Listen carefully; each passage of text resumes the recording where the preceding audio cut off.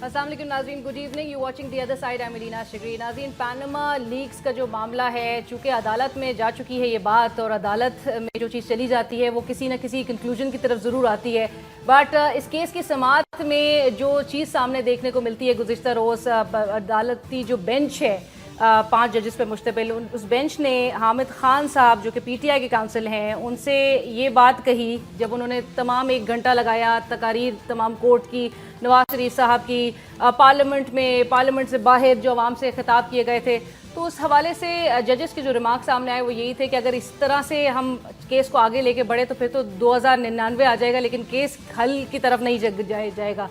लेकिन जो 686 पेजेस पर मुश्तमिल जो 5 बंद डब्बे अपेरेंटली कहा गया, उसमें जो शवाहिद और एविडेंसेस प्रोवाइड किए जा रहे थे, वो बज़ाहिर ऐसा लग रहा है और एक आम पाकिस्तानी के जहन में ये बात आती है कि उससे अदालती बेंच मुतमईन नहीं हो पा रहा। हामिद खान साहब के हवाले से अब एक जो रीसेंट एक खबर अभी ही थोड़ी देर पहले जो सरफेस की वो ये थी कि हामिद खान साहब ने अब इस मामले को जो कि वो लीड कर रहे थे पीटीआई की जानिब से, उससे थोड़ा डिसोसिएट किया, अपने आप को थोड़ा माजरत कर ली, और उनका जो कहना जो रीज़न सामने आया वो ये है कि मीडिया पे बहुत ज़्यादा इस चीज़ को जिस तरह से हाईलाइट किया जा रहा था तो वो अब एक्सक्यूज़ कर चुके हैं। अब ये मामला आगे किस तरह से इमीडिएट इस केस का फ्यूचर क्या नज़र आता है, बिकॉज इसी हफ्ते की एक पेशरफ्त ये भी थी कि कतरी शहजादे का लेटर आया, और वो लेटर जो है वो ज़्यादातर जो है वो एक हेयर से जैसा नज़र आता है, बट उस लीगल इसके एंगल्स क्या निकले जा सकते हैं, और अदालत में जो ये ज़ेर समाअत है ये मामला,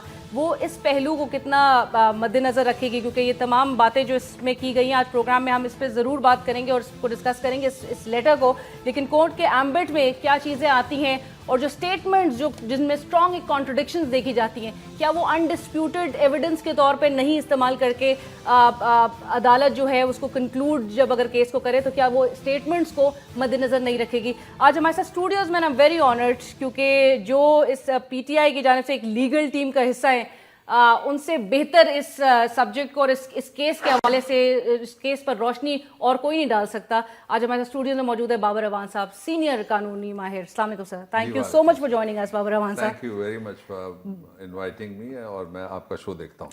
thank you so much Babar रवान साहब। बाबर रवान साहब, चूँकि आप कि इस वक्त एक बड़ा ऑब्वियसली एक टफ चैलेंजेस जो है वो फेस की जा रही है, और पैनामा लीक का जब से मामला 7 माह हो चुके हैं, और अब भी यही देखा गया कि 1 नवंबर से जिस चीज़ का आगाज़ अदालत में हुआ, अब वो एक पूरे महीने के इख्तिताम तक जो है, मतलब 1 महीना और मज़ीद अगर आप कहें तो ये गलत ही होगा कि 1 महीना और निकल गया इस चीज़ में। सर, इस केस के हवाले से सबसे पहले तो मिस हैंडलिंग जो है वो किसके एंड से हो रही है? सर, एक जो मैंने एक जिक्र किया कि एक आम पाकिस्तानी के दिमाग में ये बात आती है कि जो हमने मीडिया पे 7 माह तक सुना कि जी हमारे पास बड़े शवाहिद मौजूद हैं, वो शवाहिद से अदालत का बेंच तो मुतमईन नहीं हो पा रहा। बिस्मिल्लाहिर्रहमानिर्रहीम। इसके 3 फैसेट्स हैं, अलग-अलग हिस्से हैं। अगर रख के हम बात करेंगे तो आपका शो देखने वालों को और वक्त टीवी के नाज़रीन को आसानी से समझ आ जाएगा। इसका पहला हिस्सा ये है कि पाकिस्तान की तारीख में ये पहला और अभी तक आज की डेट तक आखिरी केस है जिसमें तफ्तीशकार, सहूलतकार, कंप्लेनेंट, कंप्लेसेंट, जो इन्फॉर्मर, इन्वेस्टिगेटर, लॉ फर्म से खरीदने वाले पाकिस्तानी नहीं है। बिल्कुल। इसलिए ये केस वो नहीं है जो एहतसाब के नाम पे सियासत होती थी। ये एक इंटरनेशनल सबसे बड़ा मेगा स्कैम पकड़ा गया है, जिसमें बादशाह हैं, जिसमें शहजादे, एलएनजी शहजादा समेत जिसका जिक्र अभी आप कर रही थी, बिल्कुल शहजादे हैं, जिसमें कोई देसी बादशाह हमारे जैसे भी हैं, कुछ देसी हुक्मरान हैं, कुछ डिक्टेटर्स हैं, रशिया से लेकर पाकिस्तान तक और फिर कतर से लेकर बरतानिया तक इसकी गूंज है।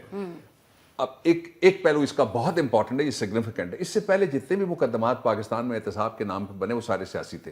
सियासी मुखालिफिन, एक आ गया दूसरे के खिलाफ केस बना दिया, वो जब आएगा वो बदला लेगा। दूसरा इसका फैसेट ये है कि ये एक फाइनेंशियल चोरी है बहुत बड़ी, जिसमें आलमी इदारा है एक जिसने ये जाहिर किया है कि, और वो यूएनओ का आलमी इदारा है, उसने इसको स्टोलन एसेट्स का नाम दिया हुआ है, इसलिए ये चोरी मुकामी नहीं है। इसका तीसरा फैसेट है जो पैनामा लीक्स के हवाले से पिटीशंस गई हैं सुप्रीम कोर्ट ऑफ पाकिस्तान में। Now I am coming to that. अच्छा, ये पर्सपेक्टिव ध्यान में ना रखें तो फिर ये समझ लगती है कि 2 बंदे आपस में लड़ रहे हैं, ये पड़ोसने लड़ रही हैं, ये कोई सौकने लड़ रही हैं, ये जिनकी اس لیے میں اس کو عمران کا کیس نہیں کہوں گا, میں اس کو پاکستان کا کیس کہوں گا, پاکستان کے مستقبل کا. آپ نے ایک طے کرنا ہے کہ کیا ہم ٹرانسپیرنسی پہ یقین رکھتے ہیں, ہم کوئی اکاؤنٹیبلٹی کرنے والی قوم ہے, یا سب چلتا ہے پاکستان میں. اب چلتے ہیں عدالت کے اندر. آپ نے بڑے نازک سوال اٹھا دیے, but I would respond to that. عدالت میں ابھی میں نہیں سمجھتا کہ کچھ سبسٹینشیل ہیئرنگ جس طرح کی ہونی چاہیے تھی, یا جس کی توقع عدالت کر رہی ہے, وہ ہیئرنگ ابھی تک ہو سکی ہے. اس کا جو پریلیمنریز ہوئی ہیں ابھی تک, جو آغاز ہوا ہے, اور انٹرو ایک طرح کا وہ آیا ہے کورٹ کے سامنے. اب جو کورٹ کے چلتے ہیں کہ کورٹ کیا توقع کرتی ہے وکلا سے, اس مقدمے کے وکلا سے, اور جس طرح قوم کیا توقع کرتی ہے عدالت سے, وہ وکیلوں سے توقع کر رہے ہیں جو وہ چیف جسٹس نے پہلے دن کہا تھا. میں ایک لفظ سے, الفاظ نہیں ہے, یہ چیف جسٹس, یہ جسٹس جمالی صاحب کے, انہوں نے کہا, اور ساتھ کھوسا صاحب کے بھی الفاظ, انہوں نے kha کہ ہم کسی ان نون ڈیسٹینیشن کی طرف, یعنی جس کا ترجمہ میں پنجابی میں کرتا ہوں ٹرک دی بتی, اس کے پیچھے ہم نہیں جائیں گے. اس لیے وہ چاہتے ہیں کہ عدالت میں سارا معاملہ اس حد تک فوکس رہے پیناما کی حد تک. بالکل ٹھیک ہے. بٹ بابر اعوان صاحب, عدالت نے جس طرح سے حامد خان صاحب پریزنٹ کر رہے ہیں, کیا وہ اس سے کیس جو ہے وہ مزید مطلب مس ہینڈل ہوا ہے پی ٹی آئی کے اینڈ سے, because you are part of that team? اور اگین پھر آ جاتے ہیں وہ اسٹیٹمنٹس کے حوالے سے, پھر then I will discuss the letter. Statements میں جو کانٹرڈکشنز ہیں عدالت کی جانب سے, جو یہ کہا گیا کہ جی یہ ایک پولیٹیکل اسٹیٹمنٹ ہے, مطلب یہ آپ ہمیں نہ بتائیں, وزیر اعظم کی اسپیچ مطلب سنی گئی ہے, بٹ وزیر اعظم کی اسپیچ میں کانٹرڈکشنز دیکھی جا رہی ہیں. سر اس میں جو آپ کہہ رہی ہیں نا, میں یہ امپریشن درست نہیں سمجھتا کہ کوئی مس ہینڈلنگ ہو گئی ہے, میں امپریشن درست نہیں سمجھتا. لیکن جو کام نہیں ہونا چاہیے تھا اس کا اشارہ آپ نے دیا, ججز نے بھی دیا, اور میں اس سے ایگری کرتا ہوں جو آپ نتیجہ نکال رہی ہیں. وہ یہ کہ اتنی لمبی تقریریں وزیر اعظم کی سب نے سنی ہے, پڑھنے کی ضرورت نہیں تھی. اس میں سے 2-3 جملے تینوں تقریروں میں سے نکال کے عدالت کے سامنے 10 منٹ میں پیش ہو سکتے تھے, اور پھر ان کو کنیکٹ کیا جا سکتا تھا, آگے سرکمسٹانسز تھے.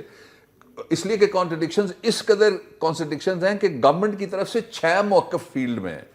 پہلا موقف ہے مریم صاحبہ کا, دوسرا موقف ہے ان کی والدہ صاحبہ کا, تیسرا موقف ہے چھوٹے بھائی کا, چوتھا موقف ہے بڑے بھائی کا, پانچواں موقف ہے سب سے ڈیمیجنگ, ان کے لیے ڈیمیجنگ موقف جو آیا وہ تیمینہ درانی صاحبہ کا ہے. ان کا ساری کہانی یہ تھی کہ, میں اب شارٹ کر دیتا ہوں اس کو, ساری کہانی ان کی یہ تھی ابا جی کے پیسے, وہ کہتی ہیں ابا جی کے پیسے نہیں ہیں. اچھا, وہ شہباز شریف صاحب کی اہلیاں ہیں, they live under the same roof. اس لیے یہ بہت سیریس بات سامنے ہے. میں بالکل اس طرف آؤں گی, لیکن آپ اس کو شارٹ کر کے نہ بتائیں, کیونکہ عوام جو ہے نا وہ بڑے کلوزلی اس چیز کو مانیٹر کر رہی ہے, وہ چاہے گی کہ وہ چیزیں ذرا کھل کے سامنے آئیں. بٹ یہ جو دیکھا گیا کہ سر 1972 میں نواز شریف صاحب فلور آف دا ہاؤس کہتے ہیں کہ 1972 میں ہمارے جتنا اتفاق فاؤنڈریز, جو ہم نے کاروبار یہاں پر لگا ہوا تھا, ان کے والد صاحب نے جس انویسٹمنٹ کا اور جس بزنس کا آغاز 1936 میں کیا, تو وہ کہتے ہیں کہ یہ 1972 میں نیشنلائز ہو گیا تھا. The very same year he says, according to that speech, کہ 1972 میں ہی ہم نے میرے والد صاحب نے لگائی سرمایہ کاری کی دبئی میں. 1980 میں پھر وہ کہتے ہیں کہ یہ دبئی کی جو سرمایہ کاری تھی, جو گلف سٹیل تھا, اس کو فروغ کیا 33.37 ملین درہمز میں, جو کہ $9 ملین بنتے ہیں. سر آ جاتا ہے تمام چیزوں کے بعد ایک قطری پرنس شہزادے کا خط, جس میں کہا جاتا ہے کہ جو والد صاحب تھے نواز شریف صاحب کے, انہوں نے ایک اپنی ڈیزائر شو کی to invest a certain amount of money in real estate business of Al Sani family in Qatar, and he was informed again. یہ لیٹر پہ بھی جو گلف سٹیل اور جو جدہ میں بھی جو سٹیل مل تھی وہ تمام بیچ کے, جہاں پر ایک امپریشن آیا جا رہا تھا کہ سر یہ تو الٹا کر دیتا ہے یہ خط. اچھا, اب آپ نے بڑے اچھے طریقے سے کنیکٹ کیا پچھلے سوال کو اگلے سوالات سے. میں پہلے وضاحت کر دیتا ہوں. پہ موجود ہے جی, میری ایجاد نہیں ہے. وہ کہتی ہیں کہ یہ کہاں سے نکال کے لے آئے میرے اور میرے خاندان کے یہ سارے ایسٹس. میری تو نہ پاکستان میں کچھ ہے اور نہ ہی ملک سے باہر ہے. ایک بیان. دوسرا, ان کی والدہ محترمہ فرماتی ہیں, انہوں نے ارشاد فرمایا, وہ کہتی ہیں کہ بچوں کی تعلیم کے لیے ہم نے لیا, خریدے تھے یہ فلیٹس پارک لین کے. اور بچہ بولتا ہے, چھوٹا بچہ بولتا ہے, وہ بچہ کہتا ہے کہ جی یہ تو کرائے پہ ہم رہتے ہیں, اور اس کا ہر 3 مہینے بعد کرایہ پاکستان سے آتا ہے. بڑا بچہ بولتا ہے, کہتا ہے الحمدللہ یہ اس خادم کا ہے, اور اس میں مریم صاحبہ شریک ہیں پوری طرح سے, اور فلاں حیثیت میں شریک ہیں. اچھا, اس کے بعد آ جاتی ہے ان کی اپنی جو ہیں چچی صاحبہ ان بچوں کی, وہ کہتی ہیں کہ کوئی پیسہ अब्बा जी का नहीं था, अब्बा जी का होता तो फिर उन्होंने बिल्कुल ठीक कहा, जो इंसिनुएशन नहीं उसको कहा जा सकता, रिजल्ट जो उन्होंने कॉन्सिक्वेंस निकाला वो ये था कि फिर इतने दीनदार आदमी मियाँ शरीफ साहब, अल्लाह उनकी मगफरत करे, वो किस तरह से ये जुल्म कर सकते हैं कि वो बच्चों को देने से इनकार कर दें, कहें पोते को जाएगा, पोतों में से भी एक पोते का इंतखाब करें, और उस इंतखाब में वो एक जो सिनफे नाजुक है जिसको ज्यादा जरूरत होती है अपनी पोती को छोड़ जाएं, फिर अब्बास शरीफ साहब को छोड़ दें, फिर शहबाज शरीफ साहब को छोड़ जाएं, हमजा को वो छोड़ दें, उनके दूसरे भाई को छोड़ दें, उनके बाकी जो बहनें हैं उनको छोड़ दें और ये दे दें। अब आप चलिए जी अगले सवाल की जानिब। सर लेकिन ये जो स्टेटमेंट्स जो जिसमें कॉन्ट्रडिक्शन देखी गई, क्या ये अनडिस्प्यूटेड एविडेंस के तौर पे और जो कि एडमिसिबल कंसिडर किए जाएं अंडर आर्टिकल 164 ऑफ कानून शहादत ऑर्डर 1984, इसमें अदालत क्या इसको इस्तेमाल नहीं कर सकती? जी कर सकती है। मैं इस पे शॉर्ट कर देता हूं कमेंट अपना, कर सकती है इसलिए कि मैकेनिकल वेज से जितनी भी एविडेंस बनती है वो सारी की सारी एडमिसिबल है और मैकेनिकल वे से बनी हुई है ना, इससे इनकार कौन कर सकता है? बिल्कुल। मैं इनको एडमिशंस नहीं कहता, मैं इनको इंकशाफ नहीं कहता, मैं इनको इतराफ कहता हूं, ये कन्फेशंस हैं, दीज आर नॉट एडमिशंस। अब एक चीज रह जाएगी, हम अभी पहुंचे थे 5 पे, 6ठा रह गया, एक कतरी शहजादा आपने कहा, पहले ये तो जो सिंड्रेला की कहानी में भी शहजादा मौजूद है और बच्चों की सारी कहानियों में, ये शहजादा हमारी कहानी में भी आ गया पाकिस्तान की, और ये दूसरा शहजादा है। पहला वो था जो आके माफीनामे लहरा के जहाँ गया था, प्रिंस मिक्रन साहब, ये दूसरा शहजादा है। अब शहजादे ने क्या किया है, शहजादे की बात इनके लिए सबसे ज्यादा डैमेजिंग है। ये कहते थे कि हमने दुबई में एक फैक्ट्री लगाई और उस फैक्ट्री में, यहाँ मैं शहबाज शरीफ साहब को कोट करूं, मैं अपोजिशन सेनेटर भी हूं पंजाब से 12 साल से, और मैं लेजिस्लेटर हूं उनके सूबे का, मैं उनका वोटर भी हूं, मुझे वो बहुत पसंद है, उनकी हुक्मरानी, उनकी स्पीड, मुझे सारे उनके वादे भी सारे सच्चे। एक वादा मैं आपके प्रोग्राम में उनको याद दिला देता हूं, उन्होंने कहा कि अगर शहबाज शरीफ के खिलाफ कोई एक टेडी पैसे की, एक धेले की, एक कसीरे की, एक पैनी की कोई लेके आ जाए ना जी, तो मैं उसी दिन सियासत छोड़ दूंगा। तो आज आपके प्रोग्राम में उनको आके कहना चाहिए, कल के प्रोग्राम में आ जाना चाहिए, कल फिर मुझे बुला लें कि वो सियासत छोड़ने लगे, इसलिए कि जो उनका फ्रंट मैन है तारिक साहब, जिनका नाम आप पढ़ रही हैं, तारिक असद जी, तारिक असद पिटिशनर हैं, ये तारिक शफी है। अच्छा, तारिक शफी साहब, ये तारिक शफी साहब का उन्होंने बताया कि जी मेरे अब्बा जी की मिल थी, वो तो नहीं थी। तारिक शफी साहब ने लिखा हुआ है, उसमें नवाज शरीफ भी नहीं है, उसमें अब्बास शरीफ भी नहीं है, उसमें कोई बेगम साहिबा भी नहीं है, उसमें लिखा हुआ है कि ये ऑथराइज्ड एजेंट है, किसका? शहबाज शरीफ का। इसका मतलब क्या हुआ कि बैरून मुल्क जो सरमाए जा रहे थे, जो कमाइयां यहां से भिजवाई जा रही थी, ये 80s का दौर है, मुल्क में मार्शल लॉ है, मार्शल लॉ के बड़े चहेते हैं, जनरल जिलानी साहब इनके सरपरस्ते आला हैं, फ्रंट में।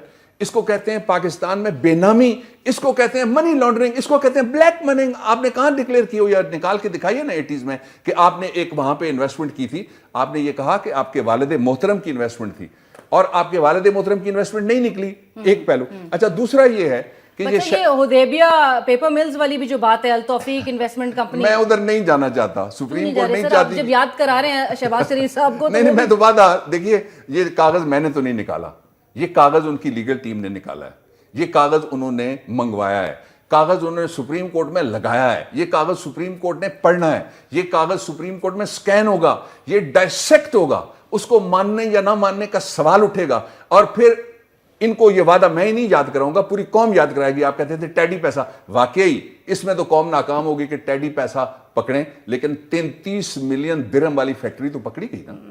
बट सर अदालत को भी मुतमईन किस तरह से कर पाएंगे, क्योंकि वो तो सिर्फ एक और मैंने ये तराशे, अखबारी तराशे मैंने भी इकट्ठे करके रखे हुए हैं, तो वो तो सिर्फ इसको अखबारी तराशे कंसिडर करते हैं। बट कतरी शहजादे के लेटर की तरफ दोबारा आते हैं सर, कतरी शहजादे का letter, can you give me 10 second?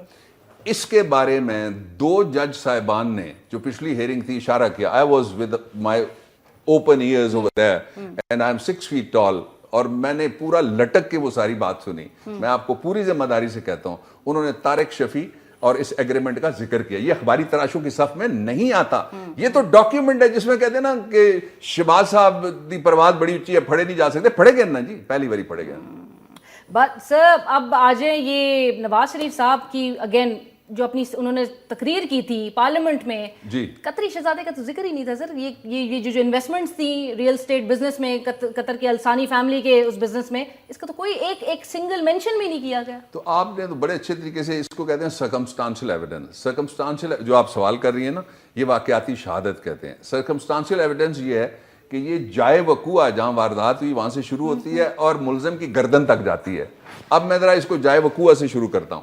جائے وقوع ہے, فرض کر لیں قومی اسمبلی, اس میں وزیر اعظم صاحب, ان کی لیگل ٹیم جو ہے نا, وہ اب کانسٹیٹیوشن کے پیچھے چھپنے کی بھی کوشش کر رہی ہے کہ دیکھیے وہاں جو کچھ کہا اس کو عدالت میں زیر بحث نہیں لایا جا سکتا. کیوں نہیں زیر بحث لایا جا سکتا؟ عدالت میں زیر بحث لایا جا سکتا ہے. اس سے پہلے جاوید ہاشمی کا کیس کیا تھا, انہوں نے خط پڑھ کے اسمبلی کے احاطے میں سنا دیا, ان کو غداری کے جرم میں سزا ہو گئی آپ کہتے ہیں, اور آپ اس وقت سارے بھاگے رہے, ان کے ساتھ کھڑے نہیں ہوئے, وہ بیچارے اکیلے فیس کرتے رہے. اور ہمارے جیسے جو سیاسی کارکن تھے, ان کی صاحبزادی نے مجھے کہا کہ ہاشمی صاحب لاہور جیل میں بند ہیں اور وہ مشورہ چاہتے ہیں. میں یہاں سے چلا گیا ان کے ساتھ, وہاں بیٹھ کے میں نے ان کے ساتھ جیل کا کھانا بھی کھایا, اور جو مشورہ میرے ذہن میں تھا میں ان کو دے کے آ گیا, اس لیے کہ وہ ایک سیاسی کارکن ہے, معروف سیاسی کارکن ہے. اب یہ ہے کہ یہ جو آپ نے اب جو پہلو اٹھایا نا جی, میں سمجھتا ہوں کہ جس دن مقدمہ صحیح سبسٹینشلی جس دن کھلے گا نا, اس دن سارے سوالات شفٹ ہو جائیں گے. میں اب اشارہ ہی کر سکتا ہوں, ایسا ہو تو پھر یہ نہ کہا جائے کہ میں نے پریڈکشن کی تھی. اس دن سارے سوالات شفٹ ہو جائیں گے, اور اس کی وجہ میں سامنے آپ کو بتا دیتا ہوں. بالکل ٹھیک ہے سر. میں چاہوں گی مجھے بار بار بریک کا اشارہ دیا جا رہا ہے. بریک کے بعد ہم وجہ بھی جانیں گے بابر روان صاحب سے, کنورسیشن ود بابر روان صاحب. بٹ بریک کے بعد میں آپ کو سب سے پہلے اس وقت دکھاتی چلوں کہ ہم جو بات کرتے تھے بریک سے پہلے, نواز شریف صاحب کے فلور آف دا ہاؤس جو وہ تقریر تھی 16 مئی 2016 کو, وہ پہلے دیکھتے ہیں اس کی کچھ جھلکیاں. ہمارے والد محترم حیات تھے, انہوں نے جلا وطنی میں ایک بار پھر کمر باندھی اور جدہ میں ایک سٹیل مل لگائی. اس کی بنیادی سرمایہ کاری کے لیے دبئی فیکٹری کی فروخت سے حاصل ہونے والے سرمایہ نے بھی مدد کی. جدہ کی یہ فیکٹری جون 2005 میں اپنی مشینری, وسیع قطع اراضی اور دیگر اثاثوں سمیت تقریباً 64 ملین ریال یعنی 17 ملین ڈالرز میں فروخت ہوئی. جناب اسپیکر, دبئی اور جدہ کی فیکٹریوں کے حوالے سے تمام ریکارڈ اور دستاویز موجود ہیں. حضور, یہ ہیں وہ ذرائع اور وسائل جن سے لندن کے فلیٹس خریدے گئے. میں بلا خوف تردید حتمی طور پر واضح اور دو ٹوک الفاظ میں کہہ سکتا ہوں کہ جدہ سٹیل مل ہو یا لندن کے فلیٹس یا اور کوئی ادائیگی, پاکستان سے ان کے لیے 1 روپیہ بھی باہر نہیں گیا. اور اس کو آگے بڑھاتے ہوئے اس گفتگو کے سلسلے کو, بابر روان صاحب, آپ نے نواز شریف صاحب کی, اور جو ہم بریک سے پہلے بھی بات کرتے ہیں ان کی تقریر کے حوالے سے, 62-63 سر کتنا لاگو ہوتا ہے اس کو سننے کے بعد؟ پورا اس کا سبب ہے. لیکن میں ایک لائٹر نوٹ پہ ایک بات کر دوں اگر آپ اجازت دیں. یہ انہوں نے کہا نا کمر باندھی, تو اس پہ سوشل میڈیا پہ کسی فنکار نے ایک پیروڈی ڈالی ہے. اچھا. تو وہ حسب حال ہے ان کے, اس نے کہا کہ اٹھ باندھ کمر کیا ڈرتا ہے, پھر دیکھ قطر کیا کرتا ہے. اور قطر نے سر کیا نا پھر. پہلی بات یہ ہے کہ جو ان کا خط ہے شہزادہ معظم کا, ان کے لیے جن کو ایل این جی شہزادہ بھی لوگ کہتے ہیں, ایل این جی شہزادے کا خط, اس کی حیثیت دیکھنے سے پہلے شہزادے پہ میں شارٹ سا ایک کامنٹ کرنا چاہتا ہوں. مجھے بڑا دکھ ہوتا ہے یہ کامنٹ کرتے ہوئے. دیکھیں, پہلے آپ نے ٹرکش پریزیڈنٹ کو غلط موقع کے اوپر بلا کے غلط اس کو مہمان نوازی صرف اپنے گھر کی کر کے, آپ ان کی ایمبیسی میں ان کو کہتے ہیں جی رکھ لیں, باقی ساری پارٹیاں وہاں چلی جاتی ہیں. آپ کہتے ہیں جی ہمارے سارے ایک سبجیکٹ ہیں, بادشاہ سلامت ہیں, باقی رعایا اور غلام ہیں.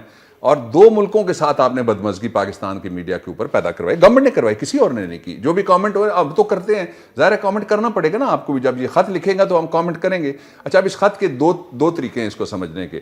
ایک تو یہ ہے کہ یہ نواز شریف کے کلیم کی جو ابھی آپ نے بڑا ایبلی دکھایا, اس کی یہ ڈائریکٹ نفی ہے, ڈائریکٹ نفی ہے. یہ دونوں میں سے ایک سچا ہے ایک جھوٹا ہے, 2 موقف ہیں آپ کے سامنے اور قوم کے سامنے. دوسرا جو اس خط کا, یہ لکھنے والا کون ہے, یہ بہت ضروری ہوتا ہے کہ لکھنے والا کون ہے. ایک دفعہ نواز شریف صاحب کی پچھلی جب گورنمنٹ تھی نا, تو اس دوران ایک ٹی وی ڈرامہ چلا, اس پہ انہوں نے دکھایا کہ پرائم منسٹر صاحب بات کر رہے ہیں, تو وہ کہتا ہے میں سکھر سے بول رہا ہوں پرائم منسٹر صاحب, میں آپ کا بڑا فین ہوں. اور دوسرے شارٹ میں وہ دکھاتے ہیں سکھر والا میز کے نیچے سے بول رہا ہوتا ہے. اب یہ میز کے نیچے سے خط آتا ہے. یہ صاحب جو ہیں یہ منی لانڈرنگ میں ان کو سزا ہوئی ہے. بالکل ٹھیک ہے, اور ہمارے یہاں نہیں ہوئی, گلوبلی نون ہے یہ. میں چاہوں گی کہ وہ پروڈیوسر صاحب بھی ہمارے جو ہیں وہ ذرا اسکرول چلا بھی دیں ان کی پروفائل کے حوالے سے. اچھا جی, ایک چیز یہ ہو گئی. دوسرا یہ ہے کہ یہ پاناما میں ان کے ہمراہی ملزم ہے, پھر تو موج ہو جائے گی. صبح اڈیالہ جیل میں 4,500 بندہ بند ہے. میں سیشن جج پنڈی سے اور اسلام آباد سے کہوں گا ان سب کو نکالیں, چکوال اور اٹک اور جیلم والے بھی ان سب کو نکالیں, پورے ڈویژن کے لوگ نکالیں.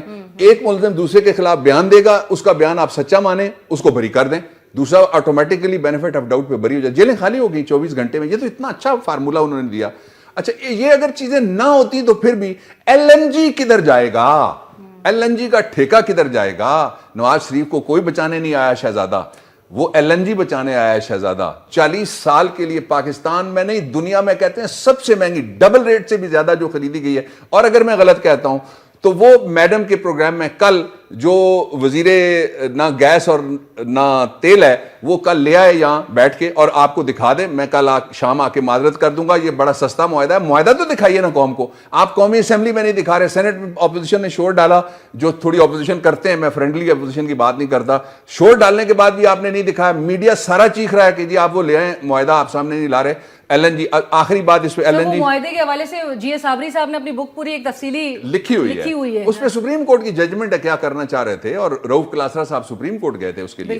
اچھا اگلا جو ایشو ہے وہ یہ ہے نہیں, لیکن مجھے ایک اور چیز بتا دیں کہ اعتزاز احسن صاحب نے کہا کہ اس کی رائٹنگ جو ہے وہ ایسا لگتا ہے کہ یہ پاکستان میں جیسے کسی نے 2 لوگ گئے تھے جی, آپ نکلوا لیجئے نا جی ان کی ٹریولنگ آئٹرنیٹری, آپ کو پتہ لگ جائے گا کہ کون کون گیا, کدھر گیا, کس فلائٹ سے گیا. 2 لوگ گئے تھے, ان میں ایک وکیل صاحب بھی تھے. یہ سارا لکھتا ہے. آپ کو پتہ ہے جب عام آدمی بولتا ہے تو وہ کہتا ہے بابر امان, وہ ظہیر الدین محمد بابر امان شاید ہی کہے, ٹھیک ہے. تو عام آدمی بولے گا تو وہ کہے گا نواز شریف, وہ کہے گا عمران خان, وہ میاں محمد نواز شریف جو خاص پارٹی کے لوگ ہیں وہی کہتے ہیں نا. تو یہ جو پورے نام لکھے ہوئے ہیں القابات سمیت, یہ وہی بتاتے ہیں. اعتزاز کی بات سے میں اتفاق کرتا ہوں, وہ ٹھیک کہہ رہے ہیں. اچھا اس سے امپورٹنٹ چیز یہ رہ جائے گی, میں آپ کو بتا دیتا ہوں.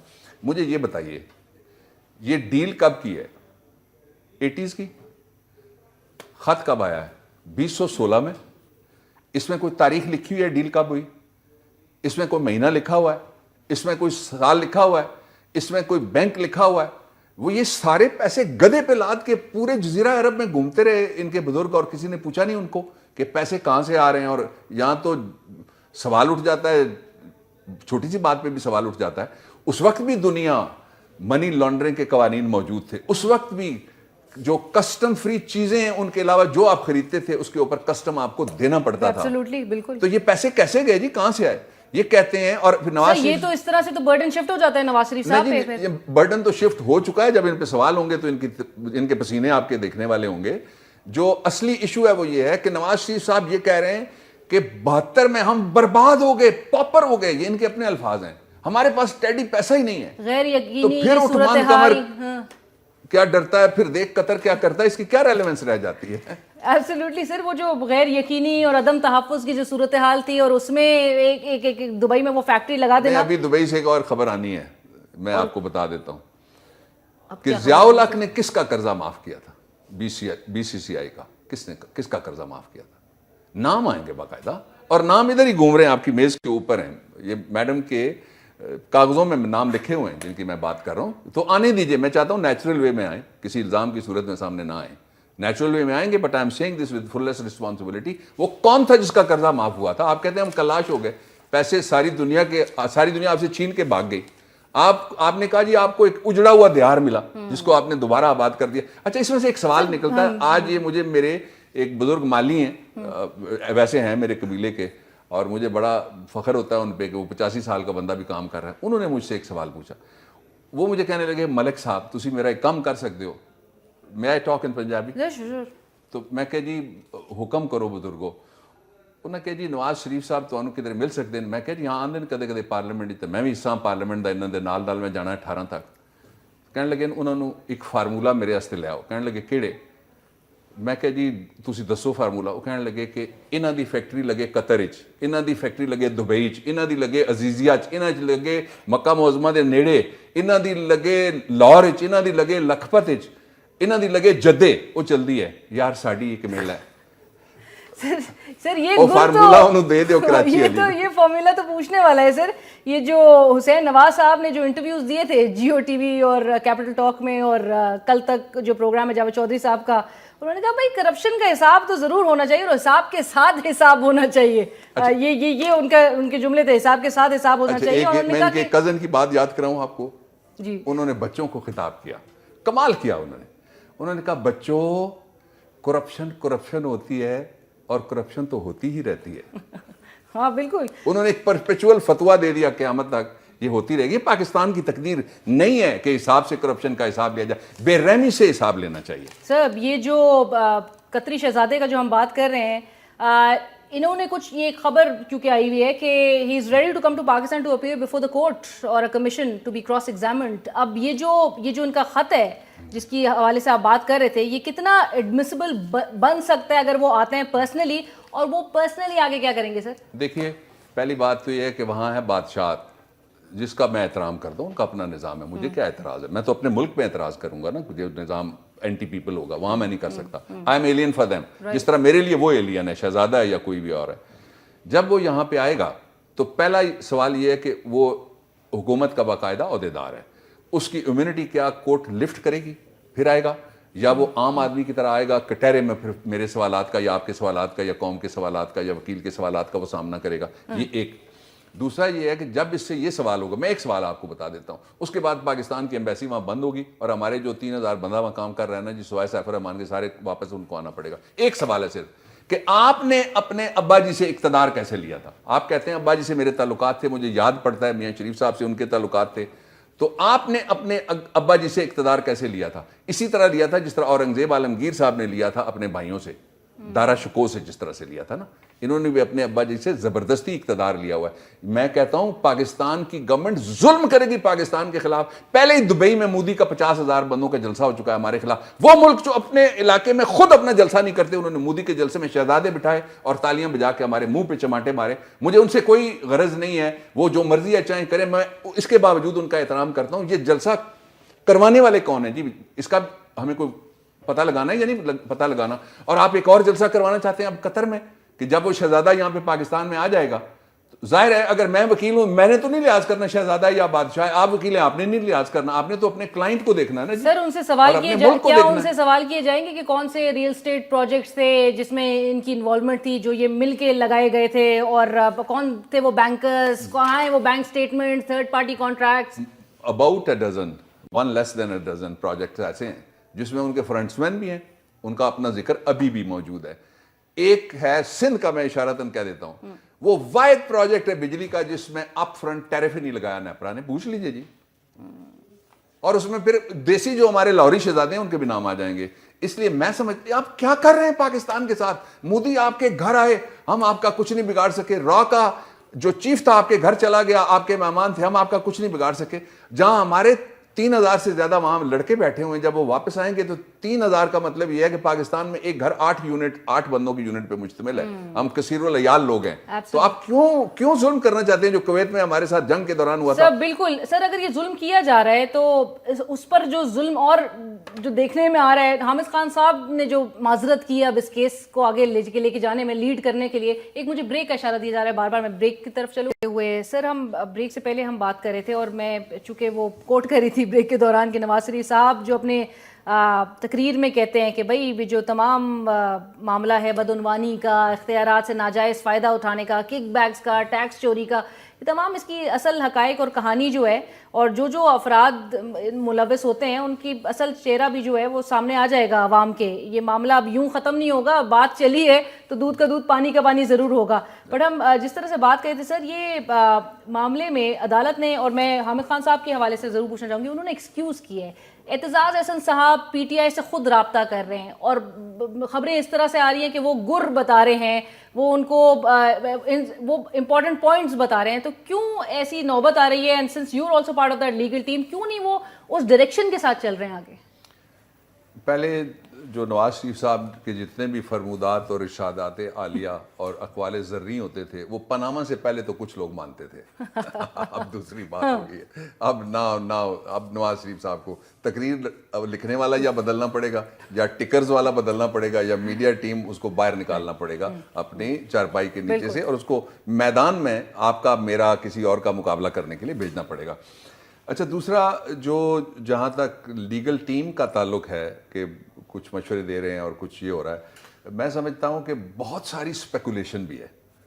آپ کو you are part of the media industry, speculation کی ایک ریس لگی ہوئی ہوتی ہے کہ میں تازہ سے تازہ چیز نکالوں اور اس میں اسپیکولیشن کو اگر چھوڑ دیا جائے تو یہ میں نہیں سمجھتا کہ عمران خان صاحب اور پی ٹی آئی اتنے اناڑی ہیں. میرے وہ کلائنٹ ہیں, 3 سال ہے اور مجھ سے مشاورت ہوتی ہے آج سمیت ہوتی ہے, لیکن یہ کہنا کہ فلانا بڑا تیز ہے فلانا یہ ریلیونٹ چیزیں نہیں ہیں اس وقت. اس وقت یہ ہے کہ پاکستان کو ایک کراس روڈز کے اوپر کھڑا کر کے اللہ تعالیٰ نے ایک موقع دے دیا ہے کہ ہم ملک میں اکاؤنٹیبلٹی اور ٹرانسپیرنسی کا نظام لا سکتے ہیں. ابھی آپ سے میں پوچھ رہا تھا تو آپ نے جب مجھے بتایا ناردرن ایریا کا اور آپ کی I know your family very well, میں تو اسٹوڈنٹس لائف سے وہ علاقے میں نے اتنے دیکھے ہوئے ہیں, وہاں یاسین جیسی جگہ بھی میں گیا ہوا ہوں.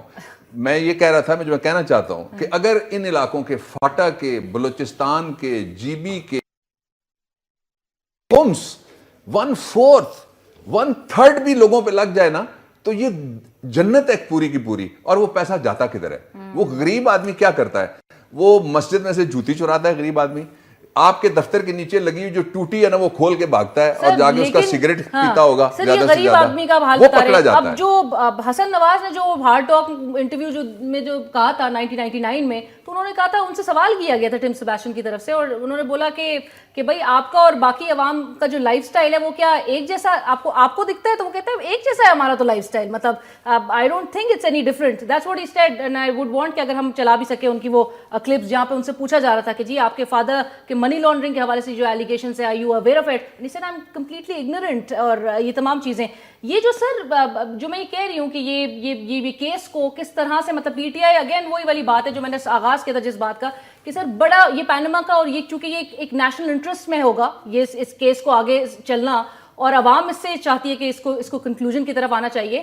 بٹ سر یہ اس میں کنکلوژن کی طرف اس کو کس طرح سے لے کر آیا جائے گا جب عدالت بار بار کہہ رہی ہے, اور پھر عدالت نے ایک سوال یہ بھی اٹھایا ہے جو کہ بینچ کی طرف سے اٹھایا گیا ہے وہ سوال, اور جسٹس کوسا نے کہا کہ کیا کوئی انسٹیٹیوشن, کوئی ادارہ ہے جو کہ انویسٹیگیشنز کر رہے ہیں regarding Panama leaks, whether they have conducted any investigations or not? تو ہمارے ادارے کیا کر رہے ہیں سر؟ میں بتا دیتا ہوں آپ کو کیا کر رہے ہیں, اور جو جواب گیا میں اسی سے بتاتا ہوں, میں باہر نہیں جاتا. لیکن اس سے پہلے جو پرائم منسٹر صاحب کے بیٹے نے کہا نا, چھوٹے بیٹے نے, کہ ہاں جی لوگوں کی زندگی ویسے ہی گزر رہی ہے جس طرح ہماری گزر رہی ہے, تو میں سمجھتا ہوں کہ اس نے بالکل ٹھیک کہا ہے.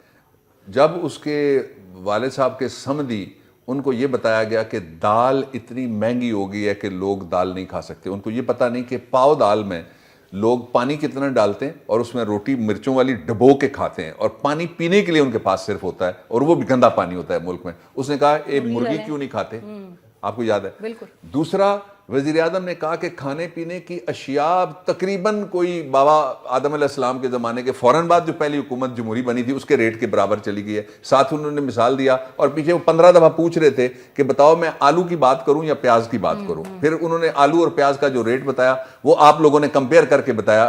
دیکھیں نا جی ان کی زندگی اور ہماری زندگی اسی طرح کی ہے. اچھا جب اس طرح کی کوئی زندگی میں چلا جاتا ہے نا تو اس کے لیے ارریلیونٹ ہو جاتا ہے, وہ اپنے حصار میں زندہ رہتا ہے, اپنے کوکون محل کے اندر زندہ رہتا ہے. اب آ جائیے ادارے کہاں, ادارے کچھ نہیں کر رہے. 5 ادارے ہیں جو کرمنل انویسٹیگیشن کی اکنامک کرائم میں کرنے کے ذمہ دار ہیں. 5 ادارے ہیں. 47 میں پہلا ادارہ بنا, آخری ادارہ 1999 میں بنا. پہلے ادارے کا میں نام آپ کو بتا دیتا ہوں, وہ پریونشن آف کرپشن ایکٹ کے نیچے وہ ہے ہی, اس کو کہتے ہیں 1947 کا, انگریز کے زمانے کا. جو آخری ادارہ ہے وہ ہے نیشنل اکاؤنٹیبلٹی بیورو. درمیان میں 75 میں ایف آئی اے ایکٹ 1975 میں بنی. پھر ایک کرائم ونگ ہے, ایک اسپیشل انویسٹیگیٹنگ یونٹ ہے, ایک ایف بی آر ہے. جنہوں نے جواب جمع کرائے ہیں نا جی, انہوں نے پتا ہے کیا جواب, میں ایک خبر آپ کو دے دیتا ہوں. جس دن پردہ اٹھے گا نا جی, جب جوابات پہ آئے گا تو کچھ ڈاکیومنٹس ایسے سامنے آئیں گے جو ریئلی سرپرائزنگ ہوں گے. یہ میں آپ کو بتا دیتا ہوں, میں نے ڈاکیومنٹس اس طرح دیکھے اور آج شام کو ہی دیکھیں, اس لیے میں آپ کو بتا رہا ہوں. ہاں جی, سرپرائزنگ ہوں گے کہ کس طرح سے انویسٹیگیشن کو سبوٹاج کیا جا رہا ہے. میں یہ کہنے کے بعد میں واپس چلتا ہوں آپ کے سوال کی طرف. آپ کے سوال کے جواب میں انہوں نے سپریم کورٹ میں لکھ کے دیا کہ ہم نے ابھی تک تو کچھ نہیں کیا, کسی نے بھی کچھ نہیں کیا ہوا جی. یعنی ان کو پتہ ہی نہیں ہے کہ ملک لٹ گیا ہے, ان کو پتہ ہی نہیں ہے کہ ہم برباد ہو گئے, ان کو پتہ ہی نہیں ہے کہ ہمارا امیج ٹارنش ہو گیا. ہمیں لوگ کوئی 178 نمبر پہ رکھتا ہے اور کوئی ہمیں 193 نمبر پہ, کوئی 123 نمبر پہ رکھتا ہے ٹرانسپیرنسی اور اکاؤنٹیبلٹی. بڑا سوال عائد ہوتا ہے سر, گزشتہ حکومتوں نے کیا کیا ان اداروں کی مضبوطی کے لیے؟ باتیں تو ہم لوگ بہت سنتے تھے. یہ لندن عمران خان صاحب اتنی اہم کیس کی, اور ان کے کہنے پہ یہ کیس عدالت میں گیا ہے, ان کے پش کرنے سے اگر یہ کیس گیا ہے تو سر وہ لندن کس لیے گئے ہیں؟ اور وہ جو بریف کیسز کی بات ہوتی تھی ہمیشہ ایویڈنسز وغیرہ کی, اب وہ کوئی ایویڈنس لینے کے لیے گئے ہیں؟ نہیں جی, کچھ جو مجھے پتا ہے میں آپ سے شیئر کر لیتا ہوں. ان سے میری صبح بھی بات ہوئی, میں پہلے کورٹ میں تھا, میں نے نکلا تو میری بات ہوئی. میں بھی جو ایک ان کی مصروفیت جس کا مجھے پتا ہے, میں بھی وہاں انوائٹڈ ہوں. میرے بھی بڑے دوست ہیں اور ان کی ہمشیرہ کی شادی ہے مینچسٹر میں, اور وہ میرے بچوں کی شادی میں آئے ہوئے ہیں. میں یہاں مقدمات اور اس سارے میں پھنسا ہوا ہوں, اس لیے میں نہیں جا سکا. نبیل چودھری صاحب ہیں لاہور سے, ان کی ہمشیرہ کی شادی ہے. ایک مصروفیت مجھے پتا ہے. Then he has children over there. تو میں سمجھتا ہوں کہ جو کچھ ہے ابھی تو کھلا ہی نہیں ہے, ابھی تو پریلیمنری جس طرح میں نے کہا وہ ہے. اور اس میں ایڈمیشنز, کنفیشنز اور کانٹرڈکشنز, 3 کنٹورز ہیں اس مقدمے کے. پہلے وہ ریکنسائل کریں گے. میں آپ کو لا کا بھی حوالہ دے دیتا ہوں. کیس تو اندر ہی لڑا جائے گا. میں آپ کے دیکھنے والوں کی سیٹسفیکشن کے لیے, پاکستان میں جو آخری قانون میں نے بتایا تازہ ترین ہے, 1999 کا بنایا ہوا قانون, اس کے 9(5) میں لکھا ہوا ہے کہ جب کوئی پبلک آفس ہولڈر ہوگا, اس کے بچے کے پاس, اسپاؤس کے پاس یا ڈیپینڈنٹ کے پاس, اب مریم صاحبہ خود کہتی ہیں میں تو اپنے ابا جی کے گھر میں رہ رہی ہوں اور میری نہ بیرون ملک کوئی جائیداد ہے نہ اندرون ملک کوئی جائیداد ہے. تو اس کا مطلب کیا ہوا؟ ابا جی پہ ڈیپینڈنٹ ہوگی نا, کہ اور بھی کوئی نتیجہ ہم نکال سکتے ہیں. یا ان ادب کے لیے خاتون ہم کہتے ہیں ان کا انحصار اپنے والد محترم کے اوپر ہو گیا, تو اسی کو تو ڈیپینڈنٹ کہتے ہیں. اس کی اور کوئی ڈیفینیشن ڈکشنری بھی نہیں میں بھی کوئی نہیں ہے. ایک یہ ہو گیا. دوسرا, جب وہ آئیں گے کہ یہ 5 موقف میں سے کون سچا ہے, ایک سچا ہو سکتا ہے, 6 ہو گئے موقف, ان میں سے کون سچا ہے, ایک ہی سچا ہو سکتا ہے, پھر 5 جھوٹے ہو سکتے ہیں, یا 5 سچے ہیں, ایک جھوٹا ہے, پھر شہزادہ, ان میں سے بھی سچ ایک دوسرے کے ساتھ نہیں ملتا. اچھا, تیسرا یہ ایڈمیشنز ہو گئے. اور تیسرا جو سوال ہے اصل وہ یہ ہے کہ اونس پہلے دن ہی شفٹ ہو گیا تھا دوسری طرف. وہ بائی آپریشن آف لا نہیں ہوا, بائی ایڈمیشن ہوا. ایڈمیشن کیا؟ وہ کہتے ہیں اللہ کے فضل و کرم سے آپ کے خادم کا فلیٹ ہے جی, آپ کا خادم, اور یہ فلیٹ سیٹ کوئی نہیں ہے, یہ تو ایک گلستان دبستان ہے اندر سے. یہ جتنے بھی جنہوں نے مال لوٹا ہوا ہے نا, آپ جائیں نا کبھی, آپ سارے جاتے ہیں وہاں, آپ ہائیڈ پارک کے ارد گرد دیکھ لیجئے گا, آپ کو سارے پاکستانی جنہوں نے پیسے لوٹے ہوئے آپ کو مل جائیں گے واک کرتے ہوئے ہائیڈ پارک کے اندر. یہ لٹیروں کی منی کے علاقے ہیں, کچھ مخصوص ہیں دنیا میں, جن میں سے ایک یہ جگہ ہے. سر وہ اب ٹریلز اور منی ٹریلز کی جو پی ٹی آئی بات کرتی آئی, وہ اسٹیبلش کرنی ہے وہ چیزیں جن کے حوالے سے عدالت بھی شاید وہی ایویڈنسز کی تلاش میں ہے, اور جو مطمئن عدالت کو کر سکیں. ایک منٹ, میں شہزادے صاحب کے لیٹر کو ہاتھ لگانے کا اعزاز حاصل کروں آپ کے پروگرام میں. سر یہ کاپی سر کی ہر میں شہزادے میں اتنے اچھے لگتے ہیں لیکن مجھے چومنے کو دل چاہ رہا ہے. اس کا وجہ پتہ کیا ہے؟ دونوں جواب شہزادے نے دے دیے, دونوں جواب شہزادے نے دے دیے. شہزادے نے لیٹر بھیجا کس طرح؟ سپریم کورٹ کو اس نے لیٹر نہیں بھیجا. آپ کو یاد ہے جو میمو گیٹ تھا اس میں سپریم کورٹ کو خط آیا تھا, میل سپریم کورٹ کے نام گئی تھی. یہ خط کس کو اس نے دیا؟ ہمارا ایک خوش بخت مقدر کا سکندر وہاں پہ بیٹھا ہوا ہے, جو امبیسڈر جس کو کہتے ہیں, جس کے پاس اس کام کرنے کے علاوہ کوئی کام نہیں ہے, جو یہ نہیں بتا سکتا کہ 2 نوکریاں بھی وہ پاکستانیوں کو کل صبح دلا دے گا یا نہیں. اس نے یہ کام کیا. اچھا سوری, اس کے بعد اس نے دیا اپنے آقا کو, بادشاہ سلامت پاکستان کے میرا سلطان کو, میرا سلطان کی وکلاء کی ٹیم انہوں نے پیش کر دیا, ان کا پروفیشن ہے جا کے. اس میں 2 چیزیں لکھی ہوئی ہیں. وہ کہتے ہیں کہ پیسے جو تھے وہ قطر سے گئے. دبئی والی کہانی کیا ہو گئی؟ جھوٹی. وہ کہتے ہیں کہ پیسے قطر سے گئے تھے. ایک بات, یہ تو سورس آف منی آ گیا نہیں, ٹھیک ہے. دوسرا وہ کہتے ہیں کہ یہاں سے یہ پیسے سیدھے گئے اور سیدھے جا کے ایک سوئے ہوئے بچے کے اوپر چھت پھٹا डॉलरों की बारिश शुरू हुई, उसमें कुछ पाउंड भी आ गए और उसके पास फ्लैट्स आ गए। इसने ट्रेल भी क्लेम कर लिया है, इस खत ने ट्रेल से, और हाँ, इसने ट्रेल भी क्लेम किया और सोर्स ऑफ मनी भी किया है। अब ये ओनस शिफ्ट हो गया, नवाज शरीफ साहब बताएंगे पैसे ट्रेल ठीक है। सर ये मुझे बिल्कुल वाइंड अप करने का टाइम दिया कहा जा रहा है। You mention during the discussion, आपने कहा कि कतर से अगर फॉरेन से सबको वाइंड अप कर दिया जाए, एक सिर्फ वहां पर बचेंगे, वो होंगे सैफ उर रहमान साहब। इनके किरदार के हवाले से सर बड़े सवालात आजकल हालिया दिनों में बहुत उठाया जा रहा है। मैं इससे रेलेवेंट रह के, बाकी पे मैं किसी की परसिक्यूशन नहीं करूंगा, मैं इस पे रेलेवेंट रह के आपको बता देता हूं। और वो मैंने नहीं कहा, उन्होंने खुद कहा हुआ है, वो भी टीवी कैमरे के ऊपर है, गालिबन जियो है उसके ऊपर है। उन्होंने कहा कि 30 साल का ख्वाब नवाज शरीफ ने पूरा किया LNG का ठेका लेके। 30 साल का, 30 साल में तो नवाज शरीफ साहब कहते हैं मैं अटक जेल में भी रहा हूं, वहां मच्छर तंग करते थे। वो प्रिंस के महल में भी रहे, जिसको कहते ही हैं पुरसरूर पैलेस, उसमें वो रहे। तो इस दौरान तो वो बरसर इख्तदार नहीं थे। तो इसका मतलब ये हुआ कि ये डील करने का मौका तलाश किया जा रहा था पाकिस्तान के पैसे चोरी करवाने में। किधर गया वो रेड वारंट, उसको लाना चाहिए वापस। ये लोगों को कहते हैं सामना करो, वापस आए ना एहतसाब उर रहमान, सुप्रीम कोर्ट में पेश होना, गवाही देना। शहजादा उसका क्या लगता है, उसका पार्टनर है या नहीं है? वो पाकिस्तान क्यों नहीं आता? जब इनकी अपनी बारी आती है तो ये अपने वादे भी भूल जाते हैं, 3 महीने बिजली वाला भी भूल जाते हैं, नाम बदलने वाला भी भूल जाते हैं। लेकिन मैं आपसे वादा करके जा रहा हूं, मैं इनको ये वाला वादा, जिसकी तरफ हमारी इंतहाई पढ़ी लिखी जो पंजाब की भाभी हैं तमीना दुरानी साहबा ने जो कुछ कहा, ये मैं नहीं भूलने दूंगा उनको, रिजाइन करने वाला। Absolutely sir. लास्ट में सिर्फ एक आपके पास एक चीज को आप सिलेक्ट कर सकेंगे पीटीआई के लिए, आपके ख्याल में इस वक्त नवाज शरीफ साहब को गिल्टी प्रूफ करना ज्यादा मुश्किल हो गया या नवाज शरीफ साहब को अपने आप को सेव करना ज्यादा मुश्किल हो गया? उन्होंने तो प्रूव करना ही नहीं है। पीटीआई इन्वेस्टिगेटर थोड़ा ही है, वो कंप्लेनेंट है, वो फरियादी है, वो पिटिशनर है। पिटिशनर के लफ्ज का मतलब ही, पिटिशन ये शुरू हुई है क्वीन ऑफ इंग्लैंड से, जिसको रिट पिटिशन कहते हैं, उसको कहते हैं रिट ऑफ क्वीन। वो तो फरियादी है। फरियादी ने ये थोड़ा ही पहले जाके कातिल पकड़ना है, फिर हथियार बरामद करना है, हथकड़ी लगानी है, जान पे खेलना है, एविडेंसेस भी तो देने हैं। वो मैं समझता हूँ कुछ बातें मैंने नहीं की जो अदालत के काबिल है। बिल्कुल, क्योंकि मामला जुडिस है। Thank you so much Babar Rahman साहब for joining us on the show and it was a pleasure hearing your views. We really hope कि सर इसका फ्यूचर इस केस का जल्द अज जल्द निकला जाए, और बजाय इसके कि बेंच जिस तरह से कह रही 2099 तक हम ना पहुंच चुके हों, अगर इसी तरह से हमने तकरीरें ही अगर अदालत में सुनवानी है तो इस केस में जो है वो एक स्पीडी एक पेशरफ्त उसमें ज़रूर, यही हमारी आवाम भी एक्सपेक्ट करती है। प्रोग्राम की टीम और अलीना शिकरी को इजाज़त दीजिए। अल्लाह हाफ़िज़।